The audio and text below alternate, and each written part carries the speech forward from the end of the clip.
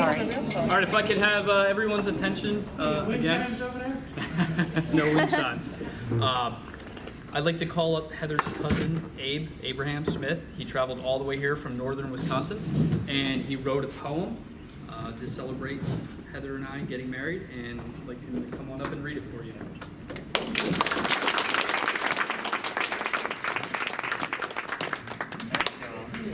I was 50 or 60 months old. Heather Jane was maybe a week or so new, yes, a new one on the planet. And we, the Hicks, had made the drive in a brown car from Ladysmith to New Jersey. Now, I won't mention that when we got there, Uncle Bob yelled at me when I ran in front of the mower while he was mowing. Oh, I dashed inside, Aunt Jane and Mom, there in the bedroom talking, and I leaned hard against a dresser, my hands behind my back. I was touching the handles on the dresser drawers. I was a solemn saint. I rattled the dresser handle. I cleared my clear already throat. I said, "Excuse me, I have something." "Yes, Abe?" Uncle Bob yelled at me. One of the first great tragedies of my life.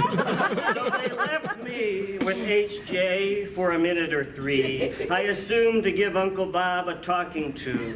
For when a small boy almost has his toes run over because he has dashed in front of your mower at the last second because he's a horse and plans to jump over you and your mower because you are a steeple or gate or moat or the moon or the Mississippi River, and you almost run over his horsey toes because you didn't get the memo that this horse has fine white wings. Well, you should give the boy a cookie the size of a Buick, I assume, was what they were telling the emperor of ice cream, Uncle Bob. And then I crept over the way kids kind of creep along, and then I looked at HJ, and then HJ looked at me, and then it was that HJ spoke. Get this, HJ, only a week old, a new child on the planet, speaking. She said, "Ah," she said, "Ooh," maybe she said something like goo, goo, goo, goo. I have heard Justin Bill's bridges. Now these were brightly lit bridges of vowels trestling from HJ. Yes, loamy, sweet, silent consonant rivets too.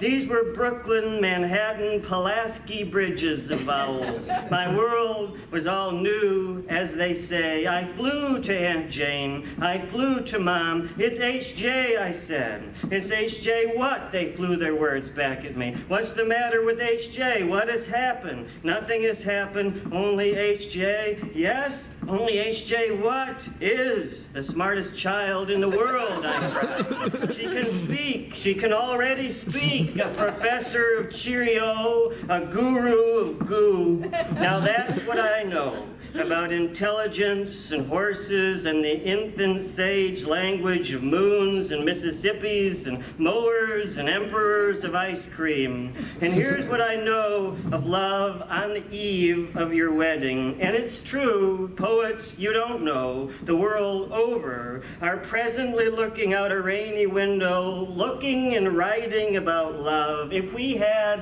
all their ink back, we could keep a sweet dark night over our shoulders and heads and hearts for 9,000 years. May y'all's love be a bond, be a band, but not a cover band. Be a buoy in the wine-dark sea. Be a ballast in the hold. Be a bandage should a fall befall. Be a bassoon under trumpets high. Be a balcony in a quiet month at the shore. Be the bark of a dog in the night. Yes, the treasure's found. Be a bumblebee sumo wrestling a purple clover. Be a bumpkin against the sharp knives of the loud towns. Be a blue-green pea vine on the low gourd it climbs. Be a bulldog with 100 hearts for eyes. Be a silver and gold, ringing and lambent east and west, all along the way, and just in time.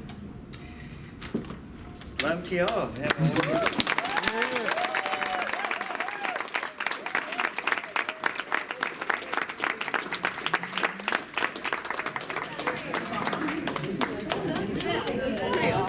That was really good.